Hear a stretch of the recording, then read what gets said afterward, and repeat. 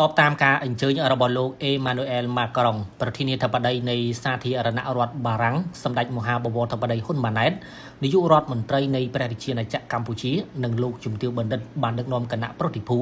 จวนขปูจะรวมกันประชุมกมปูสไดปีสกปรกไตบุยหนึ่งตุสนาการกางนี้ได้หนึ่งประประเตอร์ปีทั้งไงตีประมุย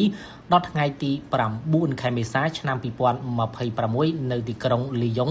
หนึ่งตีกรงปารีสประเทศบารังកិច្ចប្រជុំកំពូលស្ដីពីសុខភាពតែមួយដែលជាកិច្ចប្រជុំកំពូលលើកទី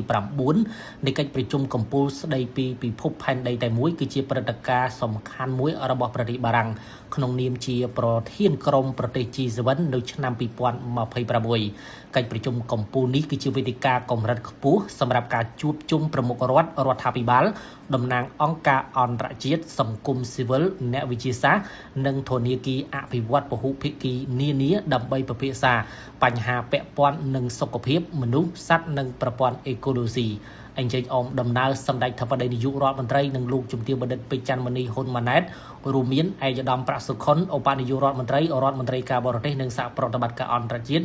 រួមជាមួយឧបនាយករដ្ឋមន្ត្រីនិងមន្ត្រីជាន់ខ្ពស់នៃរដ្ឋាភិបាលកម្ពុជាក្នុងអំឡុងពេលស្នាក់នៅប្រទេសបារាំងសម្ដេចធិបតីនាយករដ្ឋមន្ត្រីនឹងជួបទ្វេភាគីជាមួយអិសរាជជនជាន់ខ្ពស់បារាំងនិងថ្នាក់ដឹកនាំប្រទេសផ្សេងទៀត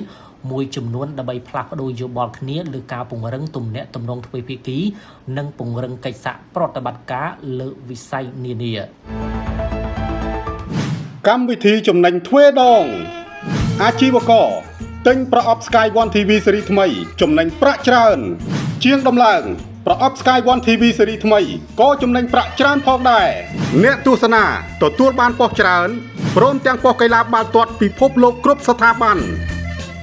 Sky One TV លើសពីទូរទស្សន៍នៅកម្ពុជា Sky One TV សូមភ្ជាប់គម្រោងថ្មីច្រើនជាង140ប៉ុស្តិ៍តម្លៃពិសេសមួយឈុត$65ដោយមិនគិតថ្លៃសេវាប្រចាំខែ Sky One TV លើសពីទូរទស្សន៍នៅកម្ពុជា